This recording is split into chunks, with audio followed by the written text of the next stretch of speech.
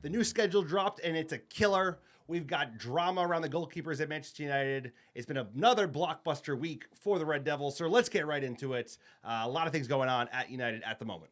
A lot of things going on except for signing players that we desperately need to sign. INEOS. It's almost like we fired our director of football. We didn't have a real cohesive strategy coming in. There is so much business to do, and we have not sold one of the bluffing four, basically. Sancho, Rashford, Big Antony, and now Garnacho, which I felt like we didn't necessarily need to get in the mix.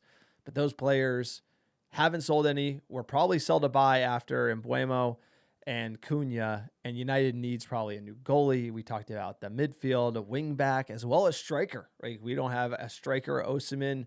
Those rumors are kind of dying out. I feel like United need to be sort of getting things done, and we are far from it, at least here towards the end of June. Because look, Amorim needs a preseason with these players, and I want these bodies in before we go on tour in mid-July, and it's looking like United kind of hit the brakes after these two big names. We got to give them credit for the big names, but sometimes it's the small names that make the big difference and will make the difference for Amorim's new system at Manchester United. Especially with that tough start that we have coming, playing the top teams that are going to be coming our way in those first opening five.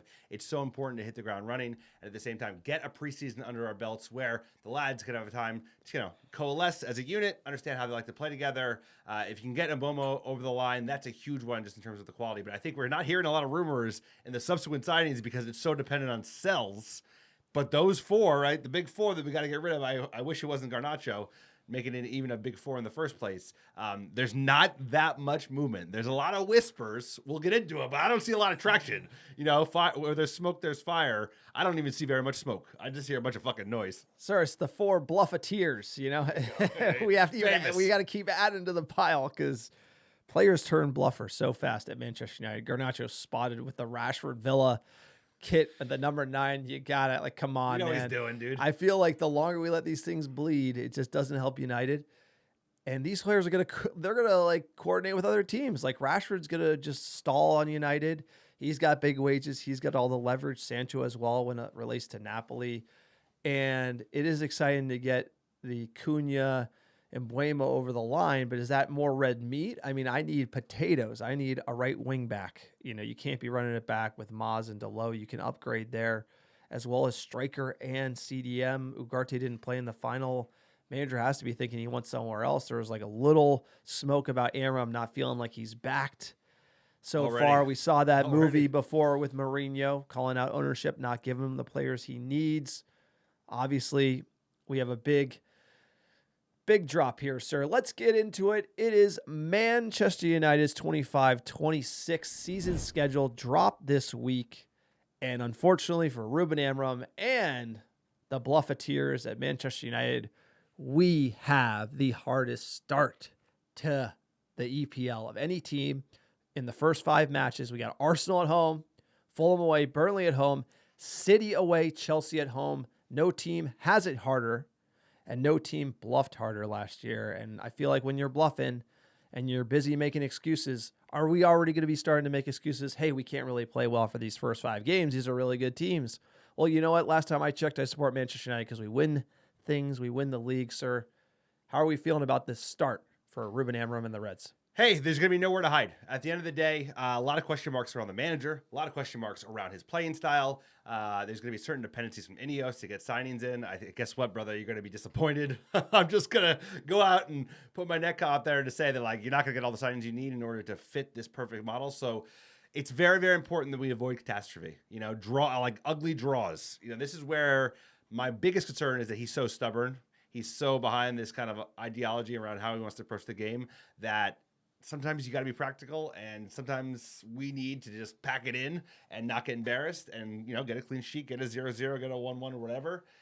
Because last 2 seasons before this, under Ten Hag, they were really disastrous starts. He kind of turned it around his first season, obviously, after that famous Brentford runabout. But last season, it started horribly, and it went all the way until his firing, and then it extended into the next manager. So we have to find our feet quickly, and this is where it's important to get players in. And my concern is, we got one name in, and Mbeumo has kind of dragged now we're in a position where, we need, like you said, we need a new goalkeeper.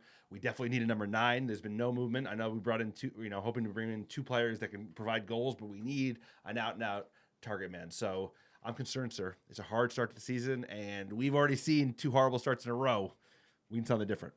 Yeah, and look, usually, we love Manchester United. We have season tickets in the at the Stretford End, sir. We always go every year, pick out some fixtures, see some games. Usually it's a European game. This year we went Europa League away, then home against Arsenal, which is a great game.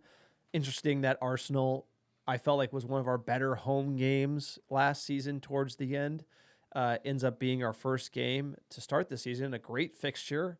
If this was just any other year where United were obviously like just amazing and competing for the league, this would be an unbelievable game with so much on the line. It reminds me of Chelsea at home with Dan James' debut, scoring those goals, like wild win for Ole Gunnar Solskjaer. That's type of big fixture right off the gate for Manchester United. As a fan, it's great. This one a little more cagey. You're looking at losing to Tottenham in the final. Amorim kind of seeing ghosts, fighting Garnacho. And now the team, too much to do for the director of football, who, we just promoted Wilcox, because who needs a director of football a la the Glazer playbook? We do. And be like, no, you really needed a director of football, and you really needed him figuring out what we're going to do this summer all year. But it sounds like Sir Jimmy Ratcliffe is the director of football, which could be worse than having the Glazers not pay attention and making Ed Woodward and Richard Arnold the director of football. I just feel like right now, the pressure is building. And unfortunately, the reality is that the pressure is on because of what happened in Bilbao. And we saw that with Ole Gunnar Solskjaer, where we saw a lot of good things under Ole, signed a lot of players, and then losing that final, it's like, okay, now it's on to next season. And you have these first 5 matches, which according to Opta is the hardest start of any team. And if you don't start well, then are we writing off 25-26? But we wrote off last year because of Erik ten Hag. And then Erik ten Hag played horrible the year before. We can't stack 3 shitty seasons in a row for Manchester United fans. We're just going to be sick and tired of watching bad football. So United need to get players in now. We got to get them in before preseason, which is July 19th as a start. If you want to sign a player, realistically, they got to be in like a week before get to the United States. That means you got to close a medical done. You got to be doing the deals now. We are not doing the deals now. And Amorim's going to be stuck fighting one hand behind his back. We've seen this movie before. Sell to buy FC. Always do acquire players, but leave key positions. Like last year, running it back with Onana, not great. You look at right back, got some cover there, but left back was a gaping hole. I would argue we were covered at center back, but midfield, Ugarte getting rid of McTominay. Then the loans, they loaned all of our attackers out in January. It's just, where's the director of football? Who's running football operations? All right, you wrote off last year. Now you got to be thinking about what's the strategy here, as a fan. Like, how are we, like, realistically, how can you look at these first 5 games and be like, we're going to just kill it? I don't think anybody's thinking that. And I think if you look at the bookmakers, the odds have moved in a way where they think we're going to have another calamitous start to the Premier League season. He is the number 1 most likely manager to get fired as soon as these these fixtures drop, because it's so difficult, because it's the most difficult in the league, because we have so much business to do. We're in the sell to buy territory. We have 1 player through the door. He will have a contribution, but at the same time, you're not just looking to fill holes. You have drama. You have players that you're not even going to bring on tour if you cannot sell them, allegedly. And that's not a place you want to be. So we need to rely on our pedigree and start that season well with the Arsenal game, because we have the highest win rate of any team in the Premier League on opening day. One of the reasons is we always almost play at home. I think we've played 14 games or something, the last 14 games at home for our opener. So we need the Old Trafford faithful to get behind us.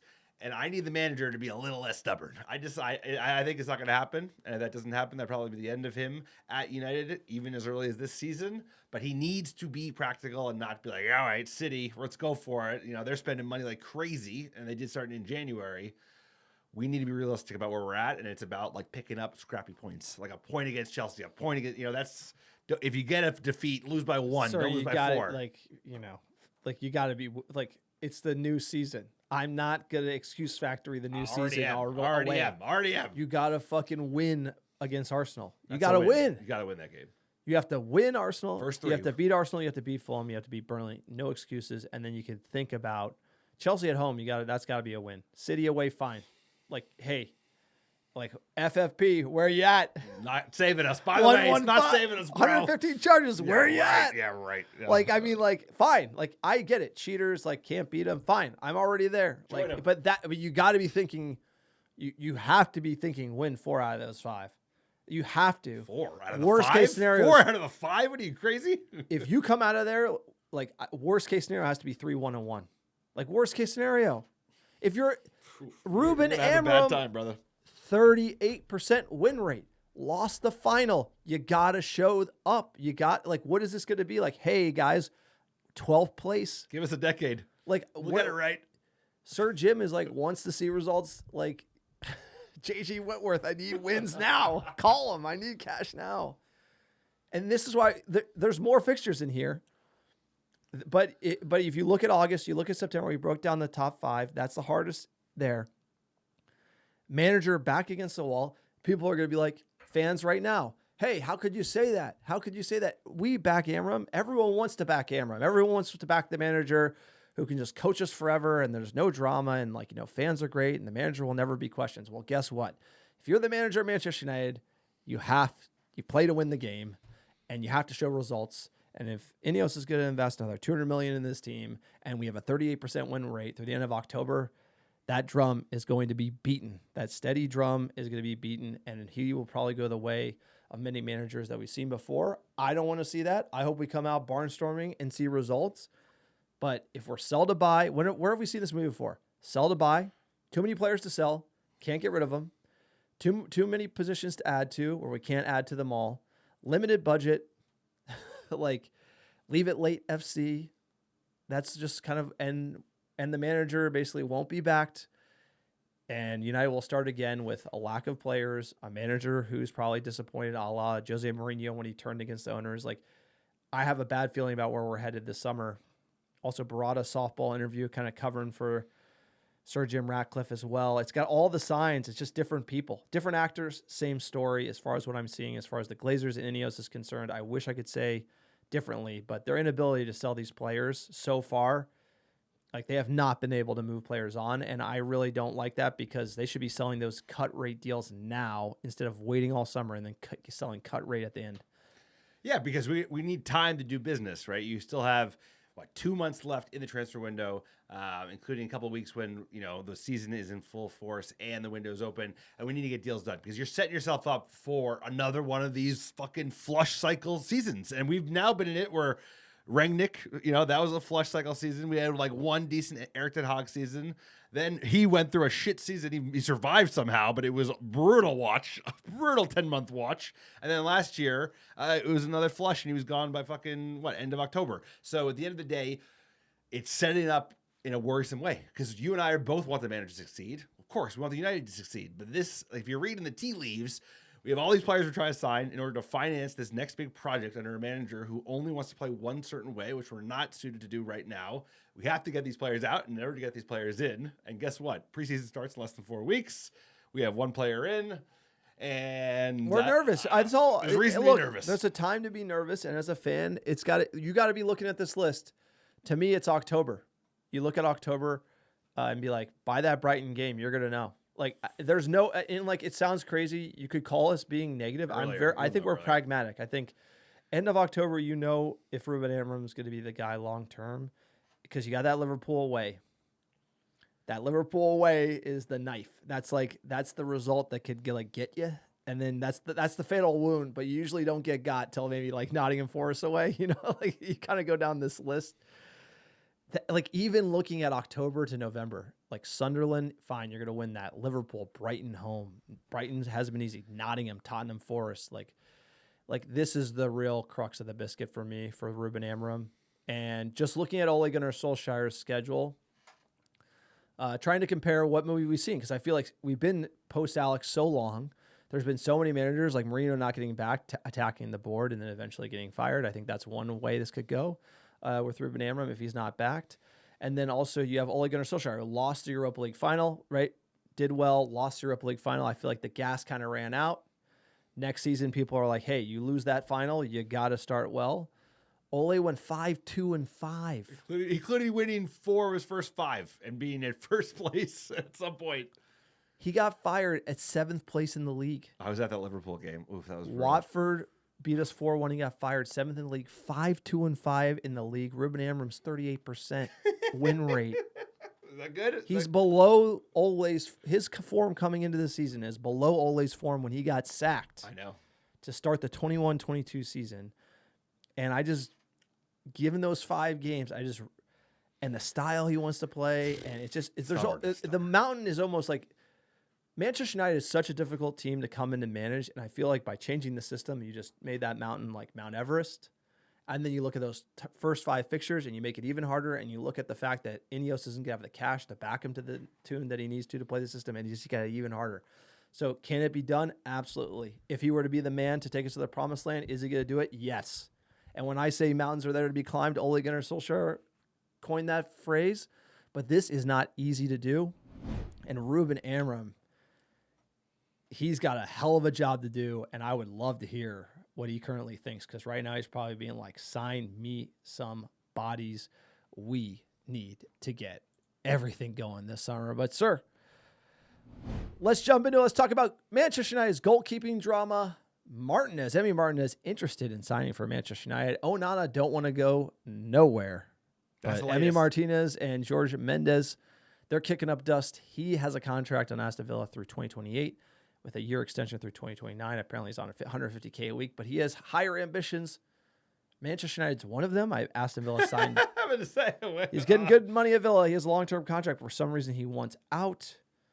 Mendes and his team are kicking up dust in that direction. Apparently, Manchester United is a club that he wants and can play for. Obviously, it's a big club. Maybe he's angling for higher wages. What do you think about Emi Martinez, Manchester United? This is a strange one. There's been a lot of smoke, but I think a lot of it's most likely coming from his camp, positioning for a move, whether he wants to play for a really, really big club before he sees out his career. He's already, he's at 32 years old, so that's not old for a goalkeeper, but, he's probably got five years left at the top level, if that. That's probably best case scenario, maybe 4. So he wants to move on. Maybe he wants more money. There's a reason. Maybe he's angling to get more money from Villa, but it's been hot, and it's also the numbers they've been talking about have been like, are you crazy? Like 40 million pounds? The idea of paying 40 million pounds for Emi Martinez would be insane. I like personality parts of him. I think he's got a big personality. I don't think he would shy away from wearing the badge of Manchester United. I think he'd be a leader from the back. He'd be less fucking shaky as Onana. He's very good at claiming the ball, but I don't think he's an elite goalkeeper. I don't think he is like one of the best of the best. And that money for his age is like one of the best of the best, because if you're spending $40 million for a 32-year-old goalkeeper, that's a lot. That's a lot of money to put behind a signing. So I would have concerns there. But at the same time, I haven't seen anyone from the United camp, like the Loris, anyone kind of backing this other than from their side. But I would certainly take him, but for like 18 million pounds, 20 million pounds, something cheap, because he is a personality. But he has a long-term deal with Villa, so it's probably not going to be done for cheap. For me, I think the rumor was 45 to 40 million pounds. I like that value. Really? Like 100%, yes. Because I would say if you were to pay for a proven, he's a World Cup winner, let's put it that way. He's a proven EPL goalie. We went through his stats. He's a solid goalkeeper. He's the 3rd best save percentage in the Premier League season. He's unbelievable and lights out at penalties, one of the best penalty stoppers in the league. You need to stop the bleeding. This is a stop the bleeding signing. André Onana, you cannot be a serious football club.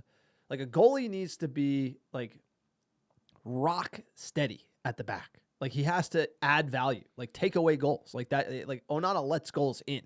You needed De Gea, who can take away goals. He, at the end of his career, he let them in. He had to go, right? I feel like a Van der Sar, he's always going to be stopping more goals. And Emi Martinez could add that to you, as well as give you some more confidence out the back. Now, the thing about Emi Martinez, he doesn't really play out the back that well, right? Onana, he does better than Onana in the league, but it's not his strength. And if you're playing an Amorim system, you need someone who's really good on the ball. So for me, this is more of he can do it under pressure. He won the World Cup. He's done it at Villa. He's EPL proven. 40 million, you solve the goalkeeping problem. Like Liverpool, invested 100-something million to solve their goalkeeping problem. I felt like they did it faster than United. We're just like, you cannot have Onana back at Manchester United. So if it's this guy, fine, then sign someone else. Manchester United should always have 3 great goalkeepers. At least 2 great ones. And we don't Like Tom Heaton, having him be the third goalie is like, it makes no sense why you keep signing that guy to a deal. It's like the third goalkeeper should actually be good. Should be viable as number 1. Yeah. It shouldn't be some over-the-hill guy who's just locker room vibes FC. We should have it a lights out number 1, a number 2 who's the cup keeper who's knocking on the door, who ain't buying deer, by the way, and you should have a third young prospect coming up in the game. United should be stacked at goalie. Anytime United were good, we always had good goalies. The fact that we're going with Onana and Chops and buying deer and none of them are good, it's crazy. So like this has to happen, and 40 million is not the best option, but it's a viable option. And right now we have to stop the bleeding at the goalkeeping position. We need somebody to do it. No, it's the only position where you can't be shaky, right? Because you have a shaky striker. We've seen that with Ole. You're striking any other position, but goalie, there's so much dependencies on just shoring up shop from the back of the pitch. So I could go either way, but the thing is, at the end of the day, it's like, you know, you talked about United being elite. You know, we always had great goalkeepers. We always had great strikers, and we have like so many priorities to fit. I feel like they did a really good job in some departments, shoring up certain parts of the defense. We bought all these center backs over the last 12 months, over the January and over the previous summer, right? They brought 3 new in. They brought a bunch of fullbacks in as well. We need to like now look at the striker and figure out what's going to go on the goalkeeper. So Martinez, one to watch. Either way, United need to move out Onana and bring somebody else in. Speaking on moving out André Onana, he's being linked with Monaco. Apparently, coming out of Sky Italy, clubs are interested in signing André Onana. I don't know why someone would be interested in signing him, but if they are, we should be pushing him out the door because Manchester United, like we talked about with Emi Martinez, we need to stop the bleeding. Onana just hasn't worked. There's lots of reasons why goalkeepers don't work at Manchester United. We went to the watch Arsenal versus Manchester United at home. He kicked the ball out 4 times in the first half. Absolute liability. Crazy. He could have something going on in his personal life. Something is in his head. I don't know what's going on, but Manchester United and André Onana don't mix. I like his interviews off the pitch. Seems like a great guy.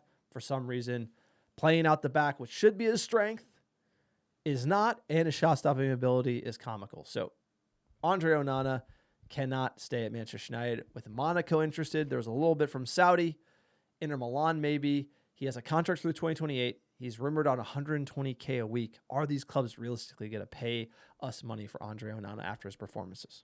No, but here's the thing. They would be paying for the André Onana that hasn't performed in Manchester United because he's a better goalkeeper than he's shown over the last 2 seasons where he's been very, very dismal. So that does not put United in a good position. But at the end of the day, they can look at his inner days and look at his performance in that final, even though they didn't win it, and be like, hey, there's someone here that has some useful life. He's also like 29 for a goalkeeper. He's got plenty left in the tank. So I think at this point, he needs to be known that your future is not at Manchester United. I don't know if that's been made clear. We're hearing conflicting reports out of the press whether or not Ruben Amorim sees this as a clear priority in terms of moving out. But pass the eye test. Look at United. I think if we just have someone that's way more stable in the back, we got to move him out. But this is another place where we're sell to buy. All of a sudden you got 5 players you got to move out before you can bring players in. That's not a place you want to be. So you wish you could be in a situation where you could run Onana back, but it doesn't feel like that way. It feels like at this point, his head is gone. It's been a full disaster at United. It just hasn't worked out. That happens with goalkeepers sometimes. It happens with players sometimes. At this point, we got to cut and run. But if he doesn't want to leave because we got wages that no one else is paying, then where have I seen that move before? Sounds familiar. Yeah, but 120 a week isn't too bad. We signed him. What's really bad is the 47.3 million pounds we paid for André Onana.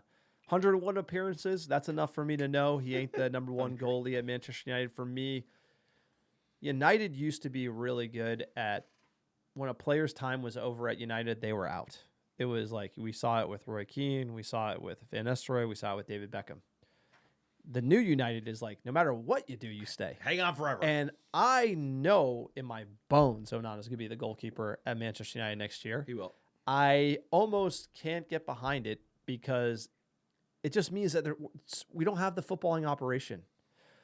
Look at any metric at André Onana, shot stopping, his ability to play out the back, how he's defend crosses. He's horrible.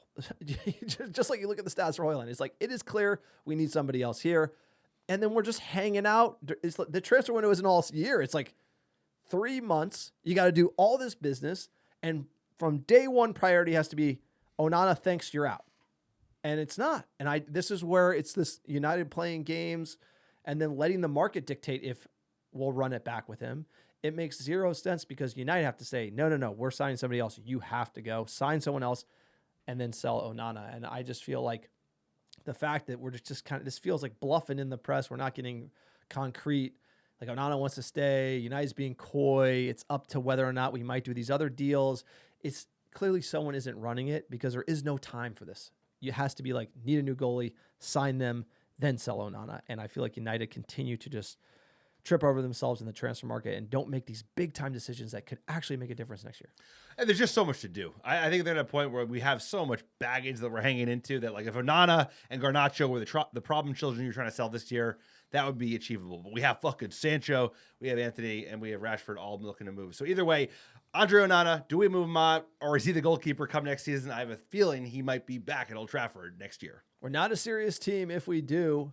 And speaking of, sir, the bluffers at Manchester United, Ruben Amorim has banished Rashford, Garnacho, Antony, and Sancho from the U.S. tour.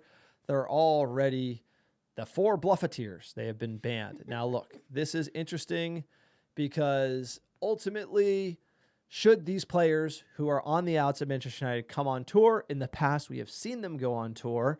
Ruben Amorim saying no. So I don't necessarily think that this is a bad thing, but does this help United sell them at any attractive valuation? No. And that's really the core problem. But would United do that anyway? Who knows? Sir, what's your take on Ruben Amorim banning Rashford, Sancho, Antony, and Garnacho on the preseason tour? I like 75% of it. I understand why you would want to have Rashford and Antony and Sancho be separate, given the fact that those players were loaned out when we were desperate for goals mid-season last year.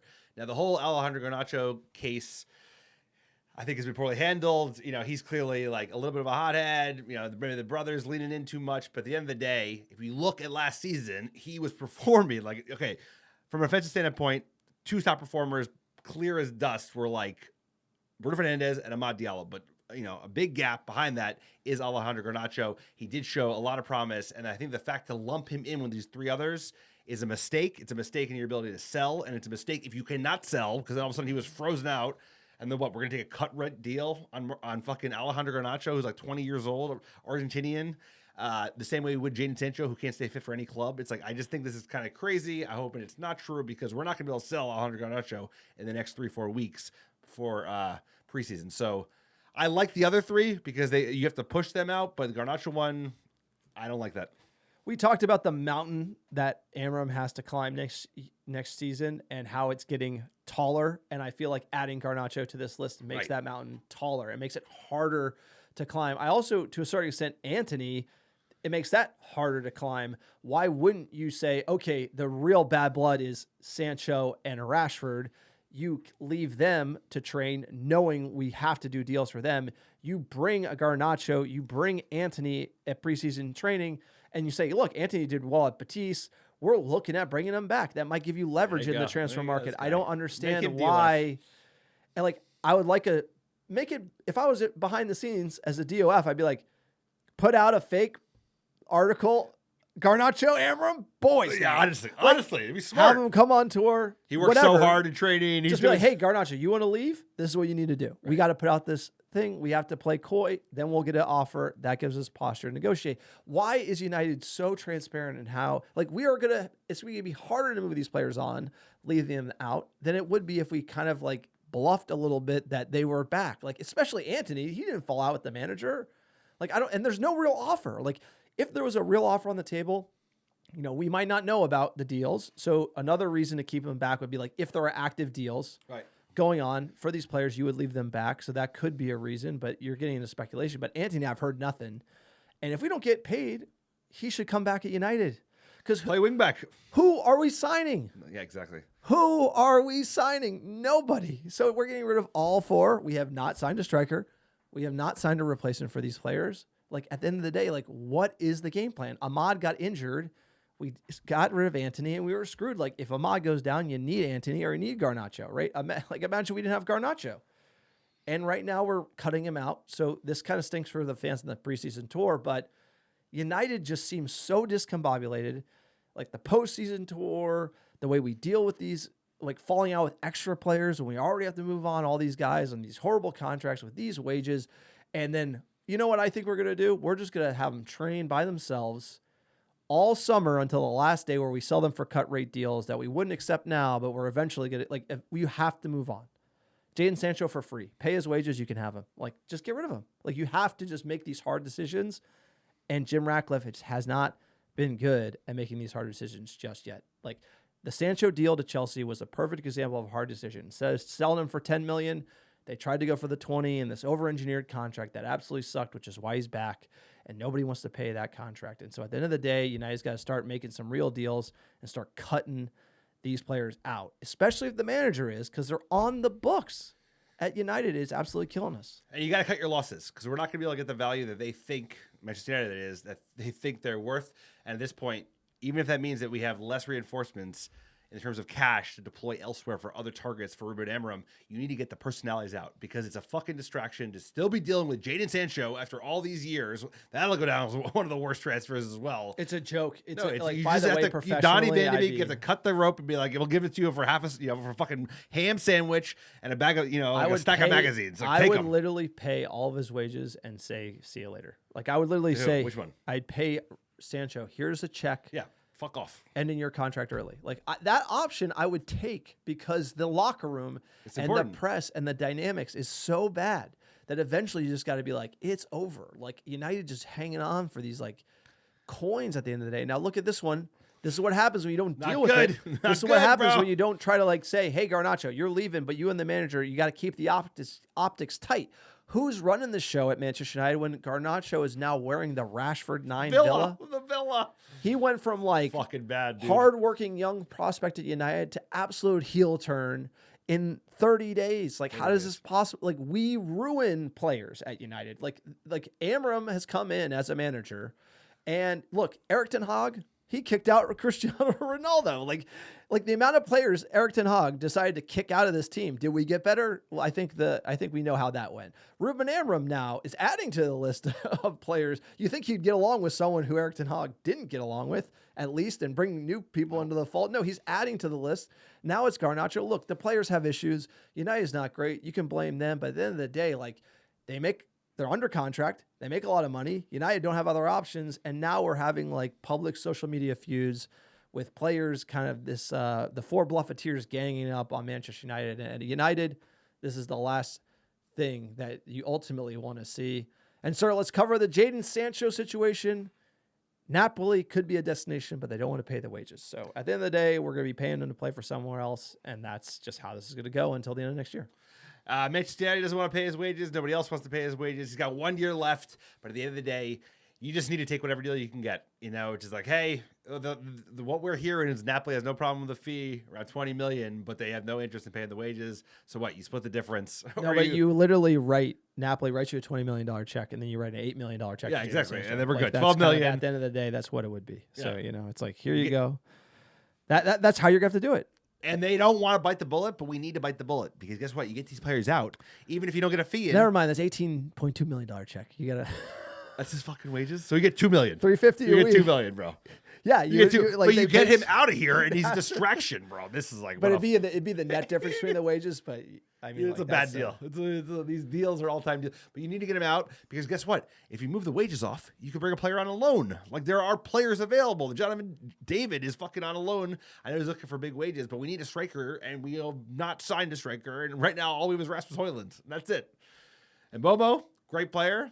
But he's not a striker. He's a right winger, and he's great. I'm super pumped on the beard. But even that, sir, has dragged. Yeah, let's talk about Mbeumo to Manchester United, the latest. Again, this is becoming a saga. I think we've entered the saga realm. Official OG John calls it a saga. It's a saga. It's not a multi-summer saga. We've had 3 weeks without a jersey is like saga. You're right. Because the reason that I don't like it is because it came out hard. Yep. He wants United only, and then like pending the negotiation, and so that we haven't even agreed the fee. Is it? And so that's that was 3 weeks ago. It was 3 weeks ago. Your saga when you're not agreeing the fee. If it's fee and then just kind of like, hey, medical wages, whatever. The quote from Ornstein on Mbeumo, quote: Manchester United exploring doing the Brian Mbeumo deal, and he wants to join them, but there's a very good chance the deal happens, but they're not there yet. Apparently, the rumor is mid-40s package was rejected. We've gone back and forth, and now we're talking about £65 million. Makes sense. They want what Wolves got for Cunha. We will get there. We'll do it. But the problem is we need to sell players. Apparently, this is the final negotiation. I think United will settle for something like this, but put it on the credit card. Great player. In my mind, the signing is pretty much already done. It's really about striker, goalie, midfield. United just have nothing there. No, and this is a wonderful signing. You know what? And for the fee, you could argue we wish we could have gotten him for a little bit less, but at the end of the day, he is a player with top talent. He's a player that if, City signed him, if Liverpool signed him, if Arsenal signed him, you wouldn't blush at it at all. And if you look at the players that were available from an attacking perspective that you could actually sign, or who are the best players you could sign from an attacking perspective in the EPL? Salah, you can't get him. Haaland, you can't get him. Cole Palmer, you can't get him. Saka, you can't get him, but these guys, Mbeumo and Cunha, are on that list, and they're like the top that you can actually get. So I'm very excited about them, but at the end of the day, you still need somebody playing in front of them, somebody who's a number 9, a goal scorer, because that, watching the tape now, a shit ton of tape on these two players, that is, you can't leave that on the table. You need somebody that can go in and score those tap-in goals that can stay on their fucking feet, because that's how you get to 10 assists. So either way, this is good, but we have so much work to do, sir. This is like we're eating a fucking elephant one bite at a time, and we are slowing down. There's just a little sense of urgency that is missing here, and I feel like imagine you're working for Ratcliffe, right? You got Barada. I can't imagine he's firing all these people, doing all the things Ratcliffe wants him to do, and then now Wilcox is like, oh, now you're the director. Why is Wilcox the director of football? Like Ashworth it looks like the guy we hired to do this job and this project, which is like so immense, we fired, and then like delayed who we're bringing in. And then didn't hire anybody. And then it's like, oh, yeah, do it now. And everything's just like so last minute. There's no plan. United are all over the shop. This is like INEOS is going to be 2 years in. This isn't the beginning of the project, right? And I feel like when INEOS came in, Ratcliffe said he would do the opposite of what the Glazers have done. And all they have done is the Glazers, right? I would expect them to be much more, measured in their approach to like selling players, more pragmatic. It is buy high, sell low FC. This is overpay for Mbeumo. This is overpaying. Like, it's not egregious. We've done egregious. We paid $85 million for Antony. This is up there. Yeah, but like this is up. I mean, like you're saying, we're paying like Cherky to City is a deal. Yeah, he had a release clause. I know, but I agree. Right, we could buy him. We did not. He's a great player. So I'd be much more comfortable signing maybe one of these two, but he's not APL proven. Cherky plays a 10, and you get one high price market rate and one cheap. This is just we thought we could pay 40, right? We came in with a low ball. Now it always creeps up on United. That's what I'm saying. And then we try to sell. We try to sell for a decent price. Then we end up selling cut rate price, and then it turns into this deal with Sancho that isn't real, that he can be returned for $5 million and this and that, and it just becomes this nightmare cycle where we have to break the wheel, and we are not breaking the wheel. This is more of what United have always done, and that is ultimately what concerns me. And like we look at the state of play for Manchester United in the transfer window so far, it's not looking too great. Eriksen out, Evans out, Lindelof out. Those were already like on the books. So those are already contracts falling off. Yeah. The only thing we've done is sign Cunha. That's it. And when you look at other teams, like the noisy neighbors, and you start seeing... They're spending big money, boys. Big money. De Bruyne transferred out. Like, youngsters out. They got Nori. They got like 3 starters. Like, unbelievable. Yeah. Like, Nori's a great signing. Cherky, he was the player. If we did sell Bruno Fernandes to the Saudis, he was the player to replace him with.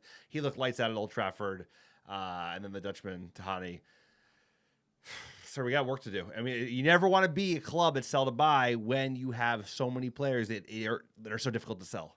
All these players, they're not layups. They're like really challenging because they have big contracts or bad attitudes or both.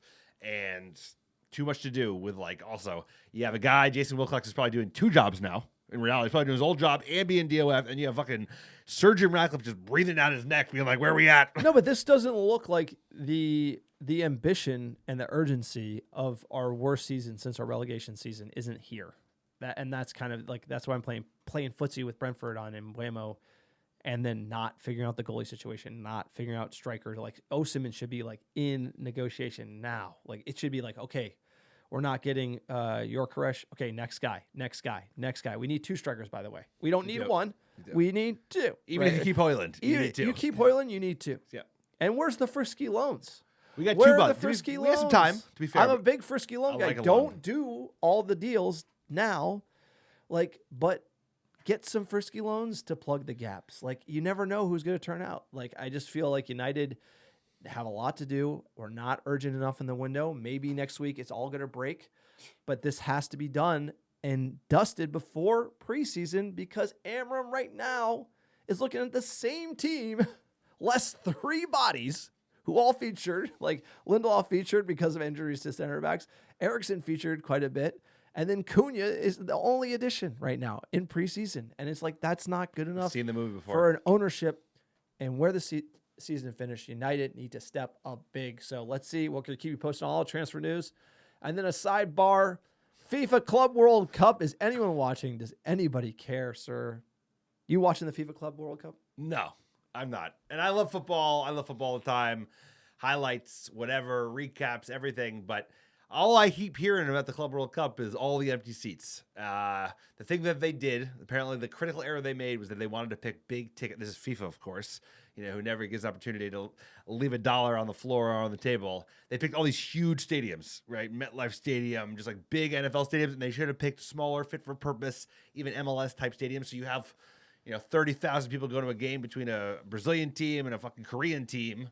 You don't have 50,000 empty seats. So I think they are having a PR disaster, because that is what people are talking about. People are talking about the empty seats and the sky-high prices. And there is, I'm sure, some good football happening. I've seen some of the highlights, minus the MLS showing up. They have not really dripped themselves in glory. But I think the fact that they've allowed this to become a PR mess is what people are like, hey, empty seats.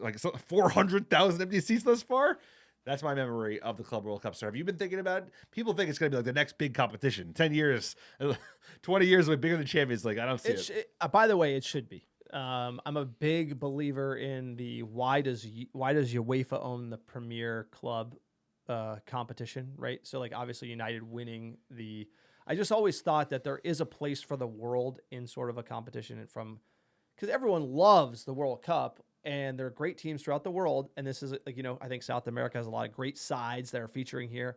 That's exciting. I'm going to get into it most likely after the group stage. I think the group stage has a lot of teams. They're not that exciting. I did watch the Atletico PSG game. They're trying. There's money at stake here. I would love to see United in this competition. I like the wider format. I think hopefully it grows into something. Right now, it's kind of I think football is just oversaturated right now. And I just feel like this competition finding its feet. If United was in it, I want us to win it. And I like seeing MLS kind of get the measuring stick, right? Because everyone I know who loves MLS, but it's so good these days, and they've only won 1 game, at least at the time we're recording this podcast. And I want the MLS to get better. I want them to play these teams in serious competition. Shout out to Messi for the free kick, but I think it's a great competition. I'm going to get into it in the knockout stage. Probably like who wouldn't want to watch a semifinal? Like Bayern Munich, Atletico, or something like that. I mean, that will be fun. And then the final will be great. But the group stage, when you're talking about Palmeiras and Inter Miami FC, I'm not getting up for that, sir. It's a fun idea. I mean, it's an idea that could have merit. I just think they executed poorly. But early days, this tournament is pretty new. It's in its infancy. I think this is only the second or third one. And they're at a point. No, it's been around for a long, long time. United won it, but it's changed into this modern format. Yes, right. It's been around for a long time. So if done correctly. It used to be 4 teams or 1 from each continent. United won it. But I think the current iteration, it started in 2017 in its most recent format. But I think this could be a really fun tournament. If the qualifications are a little harder. So the teams that are on the bottom are not these teams that are going to just get bulldozed 10-0, like some Kiwi team from New Zealand. But I like that. I think it's interesting. This competition should find its footing, and it should encourage this should raise all boats to a different level, And someone's gonna surprise you. There's gonna be a surprise in that final 8, And I think that's kind of interesting. What league overperforms? MLS MLS will not be overperforming. No, but it will be interesting to see what league. Everyone thinks Europe's just going to dominate. Is that what happens? Is there a South American side that gets to the final? That would be exciting to me, and so I'm excited to see how that shakes out. But look, that is it. That's the podcast. We're covering all the news. I wish we were talking about holding up jerseys. There's a lot of new jerseys that came out. but we need players. We need bodies. We can't have this movie go awry this early in the United season. But look, you want to support the podcast, check us out on YouTube if you're listening on iTunes or Spotify. Like, subscribe, comment below. What do you think of our takes on the schedule, on the signings? Should we be nervous? Should we be calm? Because coming off that loss, there's a lot to do. You can check out our Patreon page. You can also check out our store, americanreddevils.store. We got a website, americanreddevils.com, for our blog content. Also sign up for our newsletter. America Red Devils will send it to your inbox. And also check out our survey. We need your feedback. Make the podcast better. This is pinned on Twitter. 5 minutes of your time. Fill out the survey. Helps us get better, get really good feedback from the fans, improve the format of the podcast. 5 minutes, and you can win $100 in ARD swag.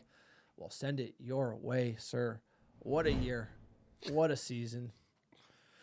Let us know what you think. We got 2 months. We do have like more than 2 months left. I could see this. I've seen this movie before. They've given themselves way too much to do. And at the end of the day, I hope they figure out sooner rather than later that like we're gonna have to cut our losses more than we want to. This is not gonna go the way those players we listed, we're not getting 100 million from. So just get them out the door, bring in players, cheap, unheard of, loans, whatever. But you got to be scrappy, and you can't be willing to be like, all right, we're gonna get 40 million for Rashford. You're not getting 40 million for Rashford.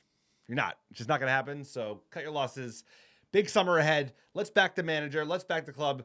And let's back America Red Devils as well. Like, subscribe, all over the place. We appreciate you. Couldn't do it without you. Thank you so much for supporting the pod. Sir, got to be better. Next season, why wouldn't it be better? It can't be any worse than last year. Could it? Well, we're back on our boy. Till the end, sir. We'll see you in the next one. We'll get you another Manchester United News podcast next Monday. Everybody have a great week. Bring the glory days again. We're back from the Stretford End. It's in the